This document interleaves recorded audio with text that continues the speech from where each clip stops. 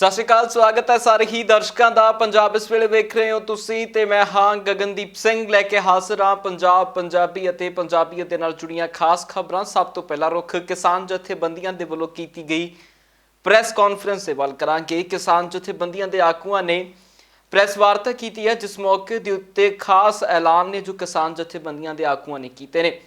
ਕਿਸਾਨਾਂ ਨੇ ਇੱਕ ਲਿਖਤੀ ਪੱਤਰ ਕੇਂਦਰ ਸਰਕਾਰ ਨੂੰ ਲਿਖਣ ਦਾ ਐਲਾਨ ਕੀਤਾ, ਜਿਸ ਦੇ ਵਿੱਚ ਉਹਨਾਂ ਕਿਹਾ ਕਿ ਅਸੀਂ ਕੇਂਦਰ ਸਰਕਾਰ ਨੂੰ ਕਹਾਂਗੇ ਕਿ ਸੋਧਾਂ ਨੂੰ ਲੈ ਕੇ ਸਾਨੂੰ ਨਾ ਬੁਲਾਇਆ ਜਾਵੇ, ਕਿਉਂਕਿ ਅਸੀਂ ਹਰ ਵਾਰ ਇਹਨਾਂ ਤੁਹਾਡੇ ਸੱਦਿਆਂ ਨੂੰ ਰੱਦ ਕਰ ਚੁੱਕੇ ਹਾਂ ਕਿ ਅਸੀਂ ਸੋਧਾਂ ਨੂੰ ਸਵੀਕਾਰ ਨਹੀਂ ਕਰ ਰਹੇ।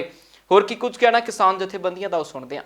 जो सरकार गुमराह कर रही है कि हम तो किसानों की सारी बात मानने के लिए तैयार है, लेकिन किसान अपनी जिद पे अड़ गया।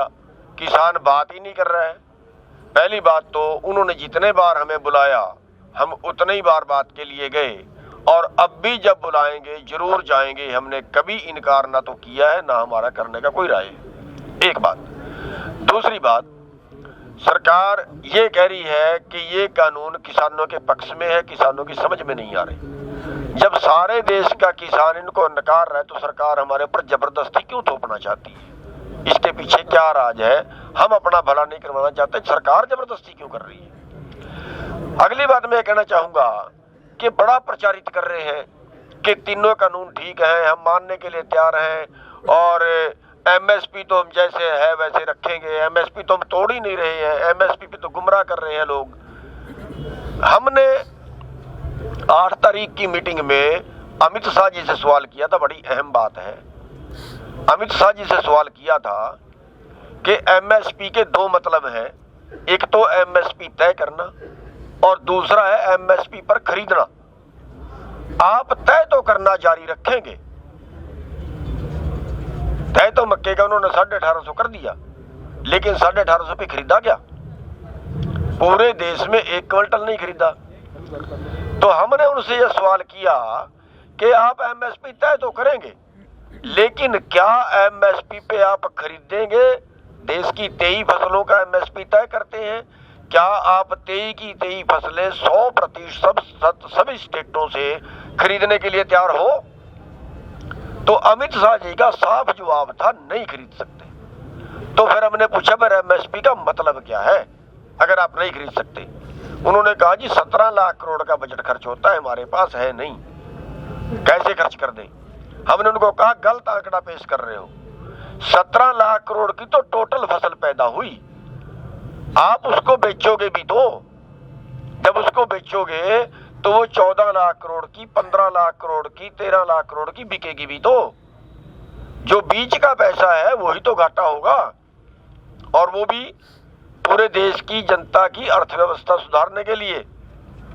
तो उन्होंने साफ तौर पे इनकार कर दिया, और यही आंकड़ा एक ऐसा बता रहे हैं हम आपको कि अगर हमें एमएसपी मिले, उदाहरण के तौर पे 1 किला हमने मक्का पैदा किया, हरियाणा में 1100 रुपए का भाव मिला और बिहार में 800 रुपए तक का भाव मिला। अगर 1100 भी हम माने तो 20,000 1 एकड़ के नुकसान हमारा हो गया जो जून में मक्का आया। अगर हमें एमएसपी मिलता तो 20,000 1 एकड़ में और मिलते, और अगर वो 20,000 हमारे लूट के केवल 1 एकड़ में, और हमें साल में 6,000 दे दे, तो ये तो फार्मूला समझ में नहीं आया। तो साफ तौर पे सरकार ने एमएसपी पे खरीदने से मना कर दिया, जबकि झूठे आंकड़े पेश करके देश को ये बताते हैं कि किसान को बहुत कुछ दे रहे हैं। एमएसपी पे खरीदने से उन्होंने इसलिए मना कर दिया कि सरकार को पास से पैसा देना पड़ता है। किसी किस्म के अमेंडमेंट का प्रपोजल हमने कभी नहीं दिया है। सरकार ने चालाकी से पहले हमसे कहा अच्छा आपको प्रॉब्लम क्या है, आप कह रहे हो रिपील कर दो, हमें बताओ प्रॉब्लम क्या है। हमने गिना दी 10 प्रॉब्लम ये है। उन्होंने कहा किसानों ने हमसे 10 अमेंडमेंट मांगे हैं। कभी नहीं मांगे, हमने कोई 10 अमेंडमेंट नहीं मांगे सरकार से, 2 अमेंडमेंट नहीं मांगे। हमने कहा आप इसे रिपील करो, उसके ये ग्राउंड हैं। अब उन्होंने कहा किसानों ने अमेंडमेंट मांगे, देखो हमने ये मान लिया, ये मान लिया, ये मान लिया। ऐसा कोई प्लान बी ना हमारे पास है, ना हम रखना चाहते। हम यहाँ पे फतह करने के लिए आए हैं, प्लान बी करने के लिए नहीं आए। क्लियर कर दिया है और आप रद्द करवाने पे अड़े रहेंगे सर। जब तक रद्द नहीं होता तब तक ये चलता रहेगा, ये साफ है। सर आप मेरे को बताओ कॉमन सेंसिकली, जो बंदा कहे कि तेरे को मेरी गिफ्ट लेनी पड़ेगी वो जिद्दी है, जो दूसरा हाथ जोड़ के कह रहा है जी मेरे को आपकी गिफ्ट नहीं चाहिए वो जिद्दी। आप बताओ। एमएसपी का तो वो लिखित दे रहे थे प्रपोजल में। नहीं, मैंने बता दिया अगर प्रपोजल होगा तो प्रपोजल एक तरीके से फॉर्मेट में होगा, तो हम कॉन्क्रीट प्रपोजल को यस और नो में ही माने, सरकार आपको यस या नो में ही जवाब दे तभी होगा ना सर। सरकार का कॉन्क्रीट प्रपोजल क्या हो ये मैं बताने वाला कौन होता हूं? हमने तो अपनी बात बिल्कुल क्लियर उनको कह दी। अब उसके बाद अगर वो गच्चा दे दे के सिर्फ उसी बातों को बार बार घुमाएं, उसको घोटाएं, तो ये तो कोई कॉन्क्रीट बात नहीं हुई ना। उन्होंने हमें प्रॉमिस किया, जब मौखिक बात हुई, मौखिक बात पे हमने ना कर दी, उन्होंने कहा ठीक है हमें समझ आ गया, अब हम हायर अप के पास जाएंगे और आपके पास कोई कॉन्क्रीट चीज लेके आएंगे। वहां जाके भी वही चीज दोहरानी थी, तो हम यही कह रहे हैं उसकी रिपीटेशन ना करो, आप कुछ कॉन्क्रीट लेके आओ। सरकार ने जिस तरह से ये प्रक्रिया अपनाई है, कोई नौसिखिया भी समझ सकता है कि सरकार इस मामले को लंबा करके लटकाना चाहती है और कहीं ना कहीं किसान का मनोबल तोड़ना चाहती है। किसान बहुत ही साफ तौर पे सरकार को अनेक बार बता चुके हैं कि तीनों कानून वापस लिए बगैर उससे कम पे कोई समझौता और बातचीत के कोई तैयार हम नहीं है। तो बार बार इस तरह का पत्र लिख के और उस बात को लंबा खींचने का ये एक उनका षड्यंत्र मात्र हम मानते हैं। सरकार इस मामले को बहुत ही हल्के में ले रही है। 60% देश की जनसंख्या का प्रतिनिधित्व करता है ये किसान आंदोलन। केवल अन्न पैदा नहीं करता है किसान इस देश के चारों तरफ एक सुरक्षा का घेरा किसान के बेटे बनाते हैं। उन जवानों को भी ये किसान तैयार करता। कहीं ना कहीं सरकार इस आग से खेल रही है। कई सियासी ਅਤੇ गैर सियासी ਵਿਅਕਤੀਆਂ ਦੇ ਵੱਲੋਂ ਇਸ ਗੱਲ ਨੂੰ ਲੈ ਕੇ ਲਗਾਤਾਰ ਟਿੱਪਣੀ ਕੀਤੀ ਜਾਂਦੀ ਸੀ ਕਿ ਕਿਸਾਨੀ ਅੰਦੋਲਨ ਸਿਰਫ ਪੰਜਾਬ ਤੱਕ ਸੀਮਿਤ ਹੈ। ਜਦੋਂ ਇਹ ਕਿਸਾਨੀ ਅੰਦੋਲਨ ਦਿੱਲੀ ਦੀਆਂ ਵਰੂਹਾਂ ਦੇ ਉੱਤੇ ਪਹੁੰਚਿਆ ਤਾਂ ਇਸ ਨੂੰ ਪੰਜਾਬ ਅਤੇ ਹਰਿਆਣੇ ਦੇ ਕਿਸਾਨਾਂ ਦਾ ਅੰਦੋਲਨ ਕਿਹਾ ਜਾਣ ਲੱਗ ਪਿਆ। ਪਰ ਹੁਣ ਇਸ ਅੰਦੋਲਨ ਦੀ ਗੂੰਜ ਵਿਦੇਸ਼ੀ ਮੁਲਕਾਂ ਦੇ ਤੱਕ ਵੀ ਹੈ, ਕਿਉਂਕਿ ਵਿਦੇਸ਼ਾਂ ਦੇ ਵਿੱਚ ਬੈਠੇ ਮੈਂਬਰ ਪਾਰਲੀਮੈਂਟਾਂ ਨੂੰ ਪੰਜਾਬ ਦੇ ਲੋਕਾਂ ਦੇ ਲਿਖਤੀ ਤੌਰ ਦੇ ਉੱਤੇ ਐਪਲੀਕੇਸ਼ਨਾਂ ਮਿਲਣ ਲੱਗੀਆਂ ਨੇ।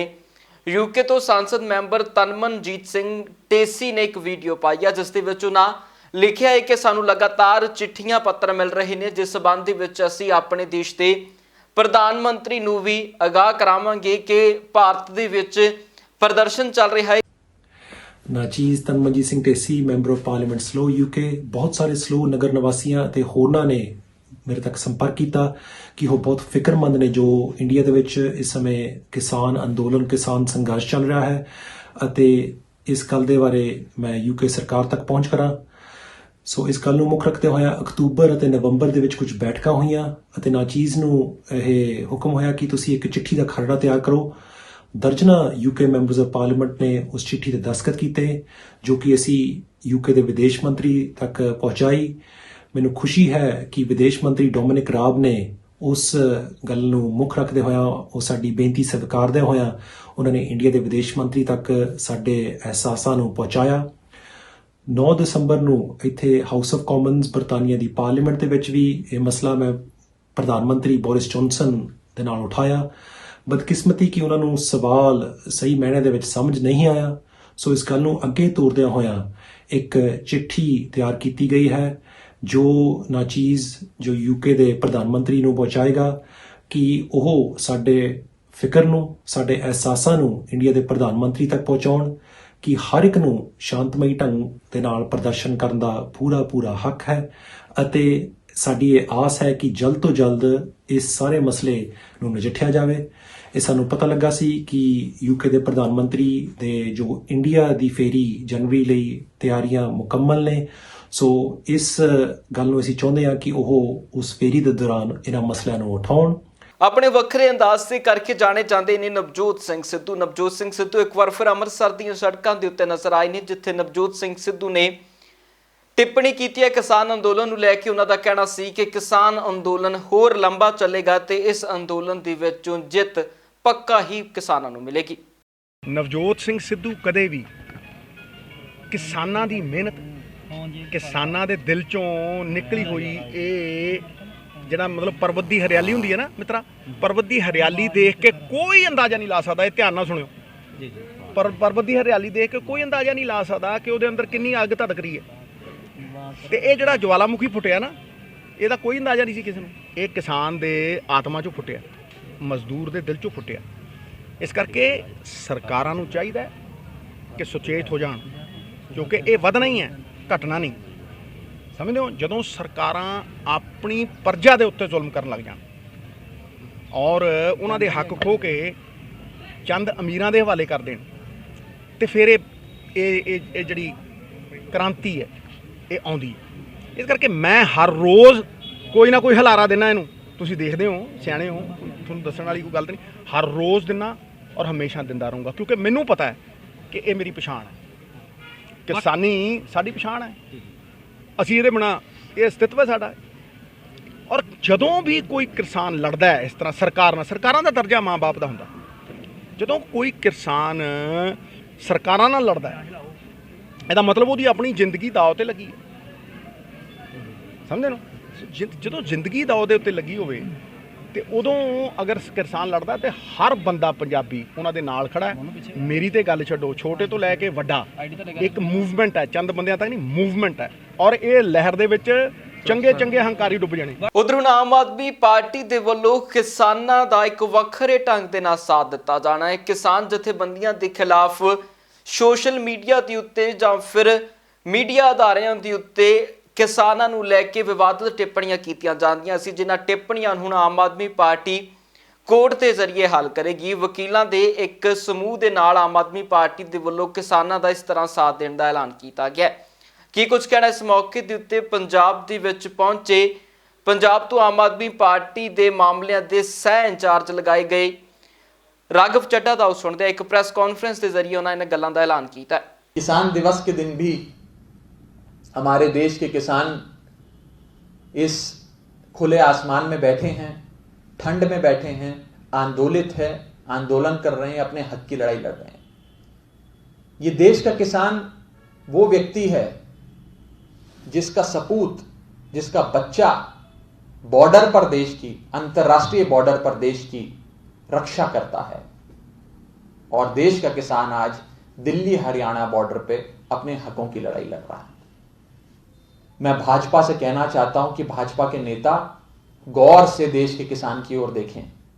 उसके चेहरे की झुर्रियां आपको बताएंगी कि वो कितनी मेहनत से खून पसीना एक करके अपनी फसल बोता है। उसके कंधे, झुके हुए कंधे जो हल जोत जोत के झुक गए हैं, वो आपको बताएंगे कि कितनी मुश्किलों से किसान फसल उगाता है। और आपकी थाली देश के किसान द्वारा सजती है, जिसको आप आज आतंकवादी कह रहे हैं, जिसको आज आप चीन और पाकिस्तान का एजेंट कह रहे हैं। पूरे देश भर में जहां जहां किसान रहते हैं, जहां जहां किसान भाजपा के इन बयानों से आहत हुए हैं, पीड़ित हुए हैं, जहां जहां ज्यूरिसडिक्शन कोर्ट्स की बनती है, उस ज्यूरिसडिक्शन में जाकर ये मुकदमे डाले जाएंगे।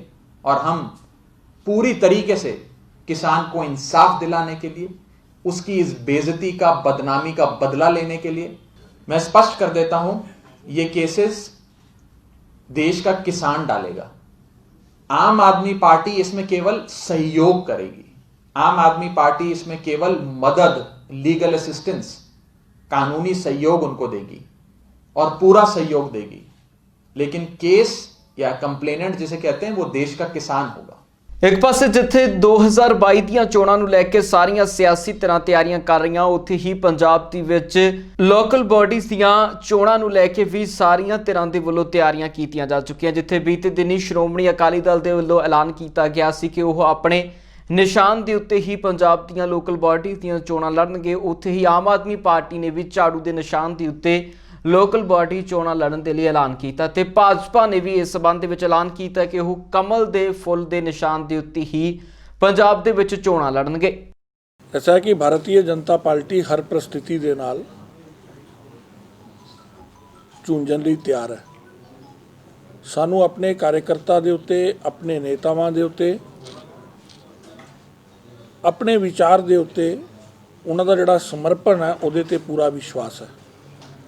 ਭਾਰਤੀ ਜਨਤਾ ਪਾਰਟੀ ਚੁਣਾਵ ਪੂਰੇ ਦਮ ਨਾਲ, ਪੂਰੀ ਤਾਕਤ ਦੇ ਨਾਲ ਨਗਰ ਨਿਗਮ ਨਗਰ ਪਾਲਿਕਾ ਦੇ ਚੁਣਾਵ ਲੜੇਗੀ।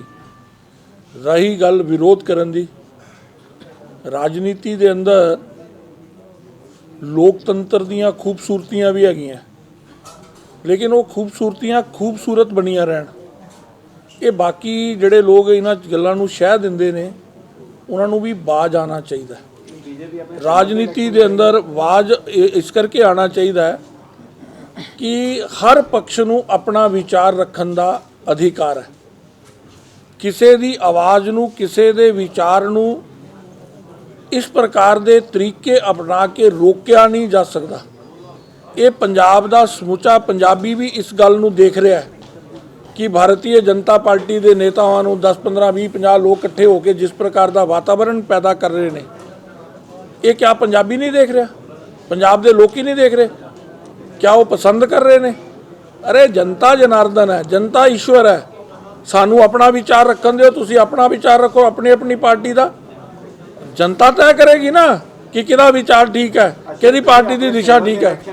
ਹਾਂ ਬਿਲकुल, ਪਾਰਟੀ ਆਪਣੇ ਸਿੰਬਲ ਤੇ ਚੁਣਾਵ ਲੜੇਗੀ। ਉਧਰ ਦਿੱਲੀ ਦੇ ਜੰਤਰ ਮੰਤਰ ਦੇ ਉੱਤੇ ਲਗਾਤਾਰ ਪੰਜਾਬ ਦੇ ਕਾਂਗਰਸੀ ਸੰਸਦਾਂ ਅਤੇ ਵਿਧਾਇਕਾਂ ਦਾ ਵੀ ਧਰਨਾ ਜਾਰੀ ਹੈ ਤੇ ਇਸ ਧਰਨੇ ਦੇ ਦੌਰਾਨ ਬੀਤੇ ਦਿਨ ਇੱਕ ਘਟਨਾ ਵਾਪਰੀ ਸੀ, ਜਿਸ ਦੇ ਵਿੱਚ ਜਸਵੀਰ ਸਿੰਘ ਡਿੰਪਾ ਜੋ ਕਿ ਸੰਸਦ ਨੇ, ਉਹਨਾਂ ਦੇ ਵੱਲੋਂ ਇੱਕ ਮਹਿਲਾ ਪੱਤਰਕਾਰ ਦੇ ਨਾਲ ਅਜਿਹਾ ਵਿਹਾਰ ਕੀਤਾ ਗਿਆ ਸੀ, ਜਿਸ ਤੋਂ ਬਾਅਦ ਉਸ ਦੀ ਲਗਾਤਾਰ ਨਿੰਦਿਆ ਹੋ ਰਹੀ ਹੈ। ਇਸ ਮੌਕੇ ਦੇ ਉੱਤੇ ਉਹਨਾਂ ਕਾਲੀਆਂ ਪੱਟੀਆਂ ਬੰਨ੍ਹ ਕੇ ਵੀ ਕਿਸਾਨੀ ਅੰਦੋਲਨ ਨੂੰ ਸਮਰਥਨ ਦਿੱਤਾ ਤੇ ਕਿਸਾਨ ਦਿਵਸ ਮਨਾਇਆ। ਕੀ ਕੁਝ ਕਹਿਣਾ ਰਵਨੀਤ ਬਿੱਟੂ ਦਾ, ਉਹ ਸੁਣਦੇ ਹਾਂ। ਅੱਜ ਬੇਸ਼ੱਕ ਫਾਰਮਰਸ ਡੇ ਆ, ਪਰ ਸਾਡੇ ਲਈ ਹੁਣ ਫਾਰਮਰਸ ਡੇ ਉਦਣ ਹੀ ਹੋਏਗਾ, ਕਿਸਾਨ ਦਿਵਸ ਉਦਣ ਹੀ ਹੋਏਗਾ ਜਿੱਦਣ ਤਿੰਨੋਂ ਕਾਨੂੰਨ ਸਰਕਾਰ ਵਾਪਸ ਹੋਏਗੀ, ਵਾਪਸ ਲਏਗੀ ਤੇ ਉਦਣ ਤਿਰੰਗੇ ਨਾਲ ਇਹ ਜਿਹੜਾ ਹਰਾ ਝੰਡਾ ਏ ਉਦਣ ਝੂਲੇਗਾ। ਮਜ਼ਦੂਰ ਏਕਤਾ ਜਿੰਦਾਬਾਦ ਜਿੰਦਾਬਾਦ। ਇਹ ਉਦਣ ਇੱਕ ਨਵਾਂ ਇਤਿਹਾਸ ਦੇ ਵਿੱਚ ਫਾਰਮਰਸ ਡੇ ਤੇ ਕਿਸਾਨ ਡੇ ਹੋਏਗਾ, ਜਿਹੜਾ ਇੰਨੇ ਸੰਘਰਸ਼ ਤੋਂ ਬਾਅਦ ਉਹ ਦਿਨ ਮਨਾਇਆ ਜਾਊਗਾ। ਇਹ ਹਿਸਟਰੀ ਲਿਖੀ ਜਾਊਗੀ ਦੁਬਾਰਾ। ਅਸੀਂ ਖੁੱਲੇ ਮਨ ਨਾਲ, ਕਿਉਂਕਿ ਵੱਡੇ ਆ, ਉਮਰ 'ਚ ਵੀ ਵੱਡੇ ਆ, ਅਹੁਦੇ 'ਚ ਵੀ ਵੱਡੇ ਆ, ਇਸ ਕਰਕੇ ਅਸੀਂ ਉਸ ਬੇਟੀ ਨੂੰ ਆਪਣਾ ਬੇਟੀ ਸਮਝ ਕੇ ਇਸ ਕਰਕੇ ਉਹਦੇ ਮੂਹਰੇ ਹੱਥ ਜੋੜਦੇ ਆ। ਬੇਟਾ, ਇਸ ਗੱਲ ਨੂੰ ਬਿਲਕੁਲ ਤੁਸੀਂ ਜੇ ਤੁਸੀਂ ਕਹਿ ਰਹੇ ਹੋ 26 ਤਰੀਕ ਦੇ ਸੰਘਰਸ਼ ਦੇ ਨਾਲ ਜੁੜੇ ਹੋ, ਤੇ ਆਪਾਂ ਸਾਰੇ ਪੰਜਾਬੀ ਕਿਸਾਨ ਹੋਣ ਦੇ ਨਾਤੇ ਬਿਲਕੁਲ ਇਸ ਗੱਲ ਨੂੰ ਨਾ ਕਰੋ, ਬਿਲਕੁਲ ਇਸ ਗੱਲ ਨੂੰ ਸ਼ਾਂਤ ਕਰੋ। ਤੇ ਤੁਸੀਂ ਵੀ ਸਾਰੇ ਮੀਡੀਆ ਵਾਲਿਓ ਜ਼ਿੰਮੇਵਾਰੀ ਲਓ, ਤੁਸੀਂ ਵੀ ਰੋਜ਼ ਦੇਖਦੇ ਹੋ ਡਿੰਪਾ ਜੀ ਨੂੰ, ਸਾਨੂੰ ਤੁਸੀਂ ਉਹਨਾਂ ਨਾਲ ਬੈਠ ਕੇ ਉਹਨਾਂ ਨਾਲ ਡਿੰਪਾ ਜੀ ਨਾਲ ਗੱਲ ਕਰਾਓ। ਉਹ ਤਾਂ ਬੱਚੇ ਵਾਂਗੂ ਆਪਣੇ ਘਰੇ ਉਹਨੂੰ ਬਿਠਾ ਕੇ ਉਹ ਇਕੱਠੇ ਚਾਹ ਪੀਣ ਖਾਣ, ਉਹਨਾਂ ਦੇ ਵਾਈਫ ਸਾਰੇ ਨਾਲ, ਤੇ ਇੱਕ ਵਧੀਆ ਫੋਟੋ ਆ ਜਿਹੜੀ ਇੱਕ ਮੈਸੇਜ ਜਾਵੇ। ਬਿਲਕੁਲ ਕੋਈ ਕਿਵੇਂ ਹੋ ਸਕਦਾ ਯਾਰ, ਕਿਸੇ ਉਹਨਾਂ ਨਾਲ ਕੀ ਜਿੱਦ ਹੋ ਸਕਦੀ, ਕੀ ਮੈਨੂੰ ਦੱਸੋ ਪ੍ਰਾਪਤ ਹੋਣਾ ਹੈ? ਪੋਲੀਟੀਕਲ ਬੰਦੇ ਦਾ ਤਾਂ ਮਿੰਟ ਆ ਜਿਹੜਾ ਉਹ ਬਹੁਤ ਭਾਰੀ, ਉਹਨੂੰ ਆਪਣਾ ਪੈਰ ਬਚਾ ਕੇ ਰੱਖਣਾ ਪੈਂਦਾ ਏ।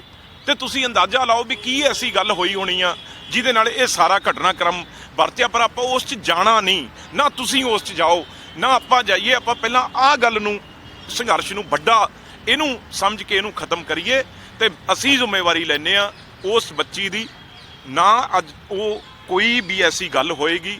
ਤੇ ਇੱਕ ਪਰਿਵਾਰ, ਇੱਕ ਬੇਟੀ ਬਣ ਕੇ ਡਿੰਪਾ ਜੀ ਦੀ ਉਹ ਸਾਰੀ ਉਮਰ ਮੈਂ ਤੁਹਾਨੂੰ ਦੱਸਾਂ ਉਹਨਾਂ ਦਾ ਨਾਲ ਰਹੇਗੀ। ਉਹ ਐਸੇ ਇਨਸਾਨ ਨੇ। ਮੈਂ ਇਸ ਗੱਲ ਦਾ, ਤੇ ਜੀਰਾ ਸਾਹਿਬ, ਕਾਕਾ ਲੋਹਗੜ੍ਹ ਜੀ ਚੇਅਰਮੈਨ ਬੈਠੇ ਉਹਨਾਂ ਦੇ ਜਿਹੜਾ ਹਰ ਵੇਲੇ ਨਾਲ ਰਹਿੰਦੇ ਆ, ਇੱਕ ਭਿੰਡਰ ਸਾਹਿਬ ਪਰਿਵਾਰ ਬੱਚਾ ਬਣ ਕੇ ਇੱਕ ਜਿਹੜੀ ਆ ਉਹ ਜ਼ਿੰਦਗੀ ਤੁਸੀਂ ਦੇਖੋਗੇ ਆਉਣ ਵਾਲੇ ਦਿਨਾਂ 'ਚ। ਉਧਰ ਗੱਲ ਸ਼੍ਰੋਮਣੀ ਅਕਾਲੀ ਦਲ ਦੀ ਕਰੀਏ ਤਾਂ ਅਕਾਲੀ ਦਲ ਨੇ ਵੀ ਕਿਸਾਨਾਂ ਦੇ ਸਮਰਥਨ ਦੇ ਵਿੱਚ ਭੁੱਖ ਹੜਤਾਲ ਦਾ ਐਲਾਨ ਕੀਤਾ ਸੀ ਤੇ ਨਾਲ ਹੀ ਪ੍ਰੋਫੈਸਰ ਪ੍ਰੇਮ ਸਿੰਘ ਚੰਦੂਮਾਜਰਾ ਦੀ ਵੱਲੋਂ ਦਿੱਲੀ ਦੇ ਵਿੱਚ ਪ੍ਰਦਰਸ਼ਨ ਕਰ ਰਹੇ ਕਿਸਾਨਾਂ ਦੇ ਲਈ ਕੰਬਲ ਭੇਜੇ ਨੇ। ਉਹਨਾਂ ਦਾ ਕਹਿਣਾ ਹੈ ਕਿ ਕਿਸਾਨਾਂ ਦੇ ਲਈ ਜੋ ਜ਼ਰੂਰੀ ਵਸਤਾਂ ਦੇ ਲਈ ਉਹਨਾਂ ਨੂੰ ਹੁਕਮ ਲੱਗਦੇ ਨੇ ਤਾਂ ਉਹ ਉਸ ਦੀ ਸੇਵਾ ਕਰਨ ਦੇ ਲਈ ਹਮੇਸ਼ਾ ਹੀ ਤਤਪਰ ਰਹਿੰਦੇ ਨੇ। देखो महीना एक हो गया, सर्दी की रुत आ, सड़कों ते साडे छोटे छोटे बच्चे, साडियां बजुर्ग मावां, साडे बजुर्ग लोग बैठे ने, सर्दी की कड़ाके की ठंड चल रहे ने, उन्हां दे सरीरक तौर ते उन्हां नूं तकलीफ ना होवे उहदे लई असीं वाटरप्रूफ टेंट दे भेज रहे हां ते कंबल भेज रहे हां, जराबां भेज रहे हां, माफलर भेज रहे हां तां कि सर्दी तो उन्हां नूं बचाया जावे। और जिस दृढ़ता दलेरी नाल हौसले नाल ਇਹ ਸੰਘਰਸ਼ ਵਿੱਚ ਲੋਕ ਘਰਾਂ ਤੋਂ ਚੱਲ ਕੇ ਮਹੀਨਿਆਂ ਤੋਂ ਬੈਠੇ ਨੇ, ਉਹ ਹੋਰ ਹੌਸਲੇ ਨਾਲ ਲੜਾਈ ਲੜ ਸਕਣ, ਉਹ ਅਸੀਂ ਆਪਣੇ ਵੱਲੋਂ ਸਹਿਯੋਗ ਦੇ ਕੇ ਇਸ ਦੇ ਵਿੱਚ ਹਿੱਸਾ ਪਾ ਰਹੇ ਹਾਂ। ਔਰ ਮੈਂ ਸਮਝਦਾ ਇਹ ਸੰਘਰਸ਼ ਜਿੰਨਾ ਮਰਜ਼ੀ ਲੰਮਾ ਹੋਵੇ, ਸਰਕਾਰ ਜੇ ਸਮਝੇ ਕਿ ਅਸੀਂ ਲਮਕਾ ਕੇ ਥਕਾ ਕੇ ਲਟਕਾ ਕੇ ਸੰਘਰਸ਼ ਦੇ ਵਿੱਚ ਖੋਰਾ ਲਾ ਲਾਂਗੇ, ਉਹ ਸਫਲ ਨਹੀਂ ਹੋਏਗੀ। ਸੰਘਰਸ਼ ਨੂੰ ਖੋਰਾ ਲਾਉਣ ਦੇ, ਬਦਨਾਮ ਕਰਨ ਦੇ, ਕਦੇ ਪਾਕਿਸਤਾਨੀ ਕਦੇ ਖਾਲਿਸਤਾਨੀ ਕਹਿਣ ਦੇ ਬੜੇ ਢੰਗ ਤਰੀਕੇ ਵਰਤੇ ਸਰਕਾਰ ਨੇ, ਪਰ ਕੋਈ ਸਫਲ ਨਹੀਂ ਹੋ ਸਕੇ। ਮੁਰਾਦਾਬਾਦ ਦੇ ਵਿੱਚ ਉੱਤਰ ਪ੍ਰਦੇਸ਼ ਦੇ ਕਿਸਾਨਾਂ ਤੇ ਜਿਵੇਂ ਲਾਠੀਚਾਰਜ ਹੋਇਆ, ਜਿਵੇਂ ਤਸ਼ੱਦਦ ਕੀਤਾ ਗਿਆ, ਉਹ ਬਹੁਤ ਨਿੰਦਨੀय ਹੈ। ਸਰਕਾਰ ਜੇ ਤਸ਼ੱਦਦ ਦਾ ਰਾਹ, ਸਖਤੀ ਦਾ ਰਾਹ ਅਪਣਾਏਗੀ ਤਾਂ ਇਹ ਸੰਘਰਸ਼ ਹੋਰ ਮਜ਼ਬੂਤ ਹੋ ਕੇ ਜਾਏਗਾ। ਔਰ ਅਤਿਆਚਾਰ ਤੇ ਜ਼ਬਰ ਦਾ ਮੁਕਾਬਲਾ ਲੋਕ ਜਦੋਂ ਘਰਾਂ ਚੋਂ ਨਿਕਲ ਕੇ ਕਰਨ ਲਈ ਆ ਜਾਣ ਤਾਂ ਸਰਕਾਰਾਂ ਦੇ ਪੁਲਿਸ ਡਾਂਗਾ ਗੋਲੀਆਂ ਲੋਕਾਂ ਨੂੰ ਪਿੱਛੇ ਨਹੀਂ ਮੋੜ ਸਕਦੀਆਂ। ਇਹ ਅੱਜ ਹਿੰਦੁਸਤਾਨ ਦੀਆਂ ਸੜਕਾਂ ਤੇ ਬੈਠੇ ਕਿਸਾਨ ਇਸ ਗੱਲ ਦੀ ਗਵਾਹੀ ਭਰਦੇ ਨੇ ਤੇ ਉਹਨਾਂ ਸੰਘਰਸ਼ ਲੜ ਰਹੇ ਲੋਕਾਂ ਨੂੰ ਆਮ ਲੋਕ ਸਹਿਯੋਗ ਦੇਣ ਦੇ ਵਿੱਚ ਜਿਵੇਂ ਆ ਸਮਾਨ ਭੇਜਿਆ ਜਾ ਰਿਹਾ, ਉਹ ਇਸ ਗੱਲ ਦੀ ਗਵਾਹੀ ਆ ਕਿ ਸਾਰਾ ਦੇਸ਼ ਇਸ ਸੰਘਰਸ਼ ਦੇ ਨਾਲ ਖੜਾ। ਅਕਾਲੀ ਦਲ ਭੁੱਖ ਹੜਤਾਲ ਤੇ ਬਹਿਣ ਵਾਲਾ ਕਦਮ ਸ਼੍ਰੋਮਣੀ ਅਕਾਲੀ ਦਲ ਨੇ ਤਾਂ ਅੱਜ ਕਿਸਾਨ ਡੇ ਦੇ ਤੌਰ ਤੇ ਜਿਹੜਾ ਸਹਿਯੋਗ ਦੇਣ ਲਈ ਅਸੀਂ ਕਿਸਾਨ ਜਥੇਬੰਦੀਆਂ ਜਿਹੜਾ ਵੀ ਕੋਈ ਕਾਲ ਦਿੰਦੀਆਂ ਨੇ ਆਪਣੇ ਵਰਕਰਾਂ ਨੂੰ, ਆਪਣੇ ਲੀਡਰਾਂ ਨੂੰ ਇਹਦੇ ਵਿੱਚ ਸਹਿਯੋਗ ਦੇਣ ਦੀ ਅਪੀਲ ਕੀਤੀ ਹੋਈ ਹੈ। ਅੱਜ ਕਿਸਾਨ ਡੇ ਦੇ ਤੌਰ ਤੇ ਭੁੱਖ ਹੜਤਾਲ ਦੇ ਵਿੱਚ ਸਹਿਯੋਗ ਦੇਣ ਲਈ ਸਾਰਿਆਂ ਨੂੰ ਹਿੱਸਾ ਪਾਉਣ ਲਈ ਕਿਹਾ ਵੀ ਭੁੱਖ ਹੜਤਾਲ ਤੇ ਰਿਹਾ ਜਾਵੇ। ਤੇ ਵੈਸੇ ਵੀ ਜਦੋਂ ਸੜਕਾਂ ਤੇ ਆਉਣ ਲਈ ਆ ਉਹਦੇ ਲਈ ਵੀ ਕਹਿੰਦੇ ਆ ਤੇ ਉਹਨਾਂ ਦੀ ਮਦਦ ਕਰਨ ਲਈ ਵੀ ਜਿਵੇਂ ਸਹਿਯੋਗ ਦਿੱਤਾ ਜਾ ਰਿਹਾ, हर काम ਦੇ ਵਿੱਚ ਜਾਨੀ ਅਸੀਂ ਇਸ ਸੰਘਰਸ਼ ਨੂੰ तगड़ा करने लिए सहयोग दे रहे हैं। मेरा मानना यह है कि सरकारों को ये समझना चाहिए कि जिस तरीके का सर्दी का माहौल है और 12-12 1-1 बजे तक कोहरा जो है नहीं जा रहा है और इस मामले को जल्द से जल्द ख़त्म करें, क्योंकि वहाँ बुजुर्ग जो माताएं बहनें, इसके अलावा जो है हमारे बुजुर्ग बच्चे वहाँ पर जो ये एजिटेशन कर रहे हैं, मेरे भाई वहाँ एजिटेशन कर रहे हैं, वो उससे जो है इस माहौल देखिए दिन बर दिन इसमें गुस्सा बढ़ता जा रहा है। देखिए 3 महीने हो गए आज किसानों को सड़क पर बैठे हुए और सरकारों को जो उनकी इंटेलिजेंस है वो सही तरीके से रिपोर्ट ना कर रही है। उनका सिर्फ ये कहना था स्टार्टिंग के अंदर कि ये मुद्दा जो है वो हरियाणा और पंजाब का है, लेकिन आज उनको समझना चाहिए कि मुद्दा पूरे देश का ही नहीं विदेशों में भी है।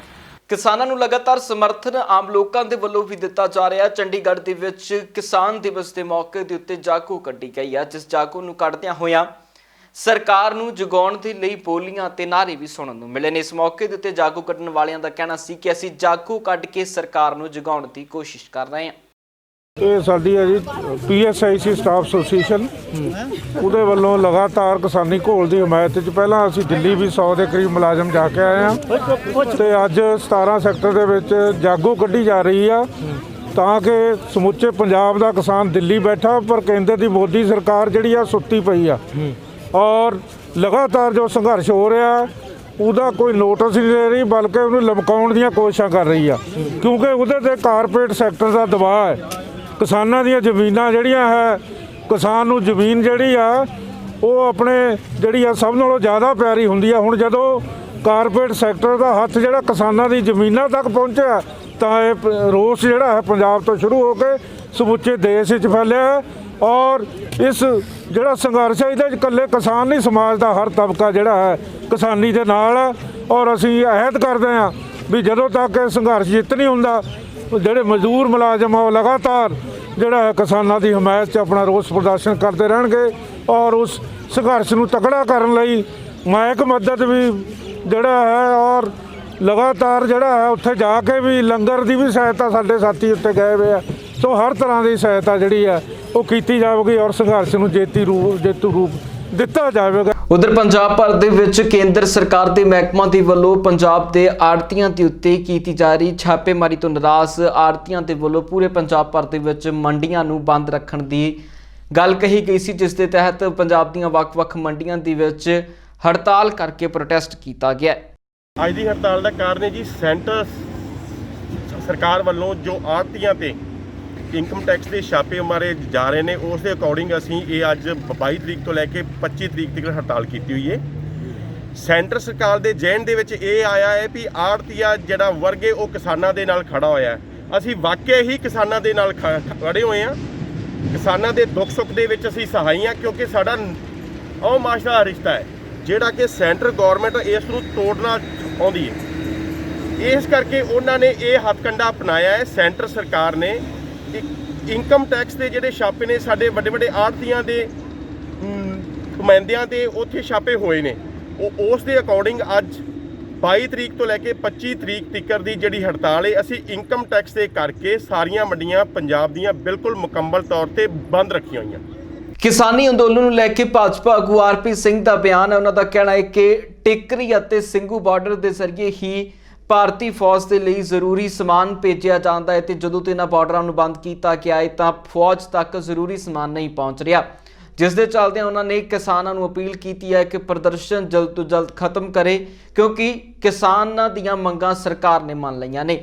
ਹਾਲਾਂਕਿ ਕਿਸਾਨਾਂ ਦੀਆਂ ਮੰਗਾਂ ਖੇਤੀ ਕਾਨੂੰਨਾਂ ਨੂੰ ਰੱਦ ਕਰਵਾਉਣਾ ਸੀ, ਨਾ ਕਿ ਸੋਧਾਂ ਕਰਾਉਣਾ ਹੈ। ਸਾਡੀ ਹੱਥ ਜੋੜ ਕੇ ਕਿਸਾਨਾਂ ਨੂੰ ਬੇਨਤੀ ਹੈ ਕਿ ਕਿਸਾਨਾਂ ਦੇ ਬੱਚੇ ਹੀ ਬਾਰਡਰ ਤੇ, ਚਾਈਨਾ ਬਾਰਡਰ ਤੇ, ਪਾਕਿਸਤਾਨ ਬਾਰਡਰ ਤੇ ਦੇਸ਼ ਦੀ ਰੱਖਿਆ ਕਰਨੇ, ਉਹ ਜਵਾਨ ਕਿਸਾਨ ਦਾ ਬੱਚਾ ਹੀ ਹੈ। ਉਹਨਾਂ ਦੀ ਰਸਦ, ਉਹਨਾਂ ਦਾ ਅਸਲਾ, ਉਹਨਾਂ ਦਾ ਹਥਿਆਰ ਉਹ ਵੀ ਇਸੇ ਬਾਰਡਰ ਤੋਂ ਜਾਂਦਾ ਜਿਹੜੇ ਬਾਰਡਰ ਨੇ ਸੀਲ ਕਰਤੇ, ਸਿੰਘੂ ਬਾਰਡਰ ਹੈ ਜਾਂ ਟਿਕਰੀ ਬਾਰਡਰ ਹੈ, ਜਿੱਥੋਂ ਇਹੀ ਰਸਤੇ ਨੇ ਜਿੱਥੋਂ ਉਹਨਾਂ ਨੂੰ ਅਸਲਾ ਔਰ ਹਥਿਆਰ ਜਾਂਦਾ ਹੈ। ਔਰ ਤੁਸੀਂ ਉੱਥੇ ਰੋਕ ਦੋਗੇ ਤਾਂ ਉਹ ਅਸਲਾ ਹਥਿਆਰ ਨਹੀਂ ਜਾ ਪਾ ਰਹੇ ਉਹਨਾਂ ਨੂੰ, ਔਰ ਕੱਲ ਕੋਈ ਨਿੱਕੀ ਗੱਲ ਹੋ ਜਾਏ ਉਹਦੀ ਜ਼ਿੰਮੇਵਾਰੀ ਕੌਣ ਲਏਗਾ ਜੀ। ਔਰ ਜਿੱਥੇ ਤੱਕ ਮੰਗਾਂ ਦੀ ਗੱਲ ਹੈ, ਸਰਕਾਰ ਤੁਹਾਡੀ ਮੰਗਾਂ ਸਰਕਾਰ ਨੇ ਮੰਨ ਲਈਆਂ। ਹੋਰ ਵੀ ਤੁਹਾਡੀ ਕੋਈ ਗੱਲ ਹੋਏ ਉਹ ਵੀ ਸਰਕਾਰ ਗੱਲ ਕਰਨ ਨੂੰ ਤਿਆਰ ਹੈ। ਤੁਸੀਂ ਕਿਹਾ MSP, ਸਰਕਾਰ ਨੇ ਅਸੀਂ MSP ਲਿਖਤ ਦੇਣ ਨੂੰ ਤਿਆਰ ਹਾਂ ਸਰ। ਤੁਸੀਂ ਕਿਹਾ ਕਿ ਸਾਡੀ ਪੁਰਾਣੀ ਮੰਡੀਆਂ ਰਹਿਣ, ਅਸੀਂ ਕਿਹਾ ਪੁਰਾਣੀ ਮੰਡੀਆਂ ਰਹਿ ਲੈਣ ਜੀ, ਕੋਈ ਦਿੱਕਤ ਨਹੀਂ। ਤੁਸੀਂ ਆਖਿਆ ਵੀ ਨਵੀਂ ਮੰਡੀਆਂ ਤੇ ਬਰਾਬਰ ਦਾ ਟੈਕਸ ਲਾ ਦਿਓ, ਅਸੀਂ ਕਿਹਾ ਜਿਹੜੀ ਲੋਕਲ ਗਵਰਨਮੈਂਟ ਜਿਹੜਾ ਟੈਕਸ ਲੈਗੀ ਨਵੀਂ ਮੰਡੀ ਨੂੰ ਦੇਣਾ ਪਏਗਾ। ਤੁਸੀਂ ਆਖਿਆ ਕਿ SDM ਕੋਰਟ ਤੋਂ ਅਗਲੀ ਕੋਰਟ ਚਲੇ ਜਾਈਏ, ਇਹ ਵੀ ਕਹਤਾ ਵੀ SDM ਕੋਰਟ ਤੋਂ ਅਗਲੀ ਸਿਵਲ ਕੋਰਟ ਤੱਕ ਜਾ ਸਕਦੇ ਹੋ। ਇਹੀ ਨਹੀਂ, ਉੱਥੇ ਵੀ ਅਸੀਂ ਤੁਹਾਨੂੰ ਫਾਸਟ ਟਰੈਕ ਕੋਰਟ ਦੇ ਰਹੇ ਤਾਂ ਕਿ ਕੱਲ ਮਾਮਲੇ ਜਿਹੜੇ ਨੇ 5-5 ਸਾਲ ਨਾਲ ਲਟਕਣ, ਇੱਕ ਸਾਲ ਤੁਹਾਡਾ ਫੈਸਲਾ ਹੋ ਜਾਏ। ਹੁਣ ਇਸ ਤੋਂ ਬਾਅਦ ਕੋਈ ਗੱਲ ਰਹਿ ਨਹੀਂ ਗਈ, ਪਰੰਤੂ ਅਫਸੋਸ ਹੈ ਕਿ ਕੁਝ ਲੋਕੀ ਭਟਕਾ ਰਹੇ ਨੇ ਕਿਸਾਨਾਂ ਨੂੰ, ਉਹਨਾਂ ਨੂੰ ਵਰਗਲਾ ਰਹੇ ਨੇ। ਪਰ ਮੇਰੀ ਹੱਥ ਜੋੜ ਕੇ ਹਾਲੇ ਵੀ ਬੇਨਤੀ ਹੈ ਉਹ ਸਾਰੇ ਨੇਤਾ ਨੂੰ, ਖਾਸ ਕਰਕੇ ਜਿਹੜੇ ਉੱਥੇ ਲਾਲ ਸਲਾਮ ਵਾਲੇ ਨੇਤਾ ਬੈਠੇ ਨੇ, ਉੱਥੇ ਜਿਹੜੇ ਲੈਫਟ ਵਾਲੇ ਨੇਤਾ ਬੈਠੇ ਨੇ, ਇਹ ਮਾਮਲਾ ਦੇਸ਼ ਦੀ ਸੁਰੱਖਿਆ ਦਾ ਵੀ ਹੈ। ਤੁਸੀਂ ਬਾਰਡਰ ਰੋਕ ਲਏ, ਅੱਜ ਦੇਸ਼ ਦੇ ਜਿਹੜਾ ਜਵਾਨ ਵਾਸਤੇ ਆਰਮੀ ਦਾ ਜਿਹੜਾ ਮੂਵਮੈਂਟ ਆ ਰੋਕਤਾ, ਉੱਥੇ ਜਿਹੜਾ ਅਸਲਾ ਜਾਣਾ, ਉੱਥੇ ਜਿਹੜਾ ਹਥਿਆਰ ਜਾਣਾ, ਉੱਥੇ ਜਿਹੜੀ ਰਸਦ ਜਾਣੀ ਹੈ ਉਹ ਨਾ ਰੋਕੋ। ਆਣਾ ਜਾਣ ਦਾ ਰਸਤਾ ਤੁਸੀਂ ਖੋਲ੍ਹ ਦਿਓ। ਬਾਕੀ ਪ੍ਰੋਟੈਸਟ ਤੁਸੀਂ ਕਰਨਾ ਹਾਲੇ ਵੀ ਕਰੋ, ਅਸੀਂ ਰੋਕ ਨਹੀਂ ਰਹੇ। ਕੋਰਟ ਨੇ ਵੀ ਕਿਹਾ ਕਿ ਪ੍ਰੋਟੈਸਟ ਤੁਸੀਂ ਜਾਰੀ ਕਰ ਸਕਦੇ ਹੋ, ਪਰੰਤੂ ਆਪਣੇ ਪ੍ਰੋਟੈਸਟ ਕਰਕੇ ਦੂਜੇ ਆਦਮੀ ਦਾ ਨੁਕਸਾਨ ਨਾ ਕਰੋ। ਔਰ ਕਿਰਪਾ ਕਰਕੇ ਪੰਜਾਬ ਦਾ ਜਿਹੜਾ ਇੰਡਸਟਰੀਸਟ ਹੈ, ਜਿਹੜਾ ਛੋਟਾ ਇੰਡਸਟਰੀ ਵਾਲਾ ਹੈ, ਉਹ ਜਲੰਧਰ ਦਾ ਹੈ, ਲੁਧਿਆਣੇ ਦਾ ਹੈ ਜਾਂ ਬਠਿੰਡੇ ਦਾ ਹੈ, ਉਹਨੂੰ ਪੁੱਛੋ ਉਹਦਾ ਕਿੰਨਾ ਨੁਕਸਾਨ ਹੋ ਰਿਹਾ। ਉਹਦਾ ਜਿਹੜਾ ਸਮਾਨ ਦਿੱਲੀੋਂ ਆਉਂਦਾ ਸੀ ਰॉ ਮਟੀਰੀਅਲ, ਜਾਂ ਜਲਦੀ ਉਹ ਜਿਹੜਾ ਫਿਨਿਸ਼ ਪ੍ਰੋਡਕਟ ਭੇਜਦਾ ਸੀ, ਜਾਂ ਜਿਹੜਾ ਅੱਗੇ ਤੱਕ ਜਾਂਦਾ ਸੀ ਬਾਈ ਟਰੱਕ ਜਾਂਦਾ, ਉਹ ਸਾਰਾ ਰੁਕਿਆ ਪਿਆ। ਅਤੇ ਇਹਦਾ ਰਿਕੁਐਸਟ ਸਾਰੀ ਇਹੀ ਕरें ਕਿ ਤੁਹਾਡੀ ਮੰਗਾਂ ਅਗਰ ਤੁਹਾਡੀ ਹੈ ਨੇ, ਤੁਸੀਂ ਮੰਗਾਂ ਆਪਣੀ ਮੰਨੋ, ਆਪਣੀ ਗੱਲ ਕਰੋ, ਪਰ ਰਸਤੇ ਨਾ ਰੋਕੋ।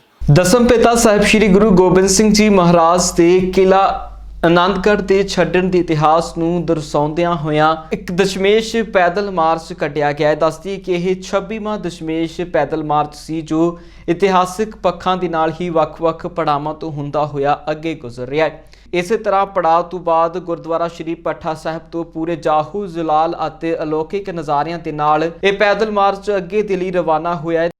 ਧੰਨ ਧੰਨ ਸ਼੍ਰੀ ਗੁਰੂ ਗੋਬਿੰਦ ਸਿੰਘ ਜੀ ਦੇ ਕਿਲਾ ਛੱਡਣ ਦੇ ਵੈਰਾਗਮਈ ਪਲਾਂ ਨੂੰ ਦਰਸਾਉਂਦਾ ਇਹ 26ਵਾਂ ਦਸ਼ਮੇਸ਼ ਪੈਦਲ ਮਾਰਚ, ਜੋ ਕਿ 6-7 ਪੋਹ ਦੀ ਦਰਮਿਆਨੀ ਰਾਤ ਨੂੰ ਕਿਲਾ ਆਨੰਦਗੜ੍ਹ ਅਨੰਦਪੁਰ ਸਾਹਿਬ ਤੋਂ ਰਵਾਨਾ ਹੋਇਆ। ਇਹ 26ਵਾਂ ਦਸ਼ਮੇਸ਼ ਪੈਦਲ ਮਾਰਚ ਸੱਚਖੰਡ ਵਾਸੀ ਬਾਬਾ ਜੋਰਾ ਸਿੰਘ ਜੀ ਲੱਖਾ ਦੇ ਮਹਾਨ ਉਪਰਾਲੇ ਸਦਕਾ ਸ਼ੁਰੂ ਹੋਇਆ ਔਰ ਇਹ ਕਿਲਾ ਆਨੰਦਗੜ੍ਹ ਸਾਹਿਬ ਤੋਂ ਹੁੰਦਾ ਹੋਇਆ ਤਖਤ ਸ੍ਰੀ ਕੇਸਗੜ੍ਹ ਸਾਹਿਬ ਤੋਂ ਹੁੰਦਾ ਹੋਇਆ ਪਹਿਲਾਂ ਰਾਤ ਪਰਿਵਾਰ ਵਿਛੋੜੇ ਪਹੁੰਚਿਆ। ਪਰਿਵਾਰ ਵਿਛੋੜੇ ਤੋਂ ਕੱਲ ਸਵੇਰ ਰਵਾਨਗੀ ਹੋਈ ਔਰ ਰਾਤ ਦੇ ਵਿਸ਼ਰਾਮ ਭੱਠਾ ਸਾਹਿਬ ਹੋਏ ਨੇ। ਹੁਣ ਇਹ ਆਪਣੇ ਅਗਲੇ ਪੜਾਅ ਲਈ ਭੱਠਾ ਸਾਹਿਬ ਤੋਂ ਰਵਾਨਗੀ ਕਰ ਰਿਹਾ ਵਾ ਔਰ ਇਸ ਦਾ ਮੁੱਖ ਮਕਸਦ ਆਪਣੇ ਛੋਟੇ ਬੱਚਿਆਂ ਨੂੰ ਸਿੱਖ ਧਰਮ ਦੇ ਨਾਲ ਜੋੜਨਾ ਤੇ ਜੋ ਕਿ ਆਪਣੇ ਗੁਰੂਆਂ ਨੇ ਆਪਣੇ ਸਿੱਖੀ ਦੀ ਖਾਤਰ ਜੋ ਕੁਰਬਾਨੀਆਂ ਦਿੱਤੀਆਂ ਔਰ ਆਪਾਂ ਨੂੰ ਉਸ ਕੁਰਬਾਨੀਆਂ ਤੋਂ ਜਾਣੂ ਹੋਣਾ ਚਾਹੀਦਾ। ਪੰਜਾਬ ਇਸ ਵੇਲੇ ਦੇ ਵਿੱਚ ਫਿਲਹਾਲ ਦੇ ਲਈ ਨਾ ਹੀ, ਫਿਰ ਮੁੜ ਹਾਜ਼ਰ ਹੁੰਨੇ ਆ ਨਵੀਆਂ ਤੇ ਤਾਜ਼ਾ ਅਪਡੇਟਸ ਦੇ ਨਾਲ। ਤਦ ਤੱਕ ਲਈ ਮੈਨੂੰ ਦਿਓ ਇਜਾਜ਼ਤ। ਬਹੁਤ ਬਹੁਤ ਧੰਨਵਾਦ।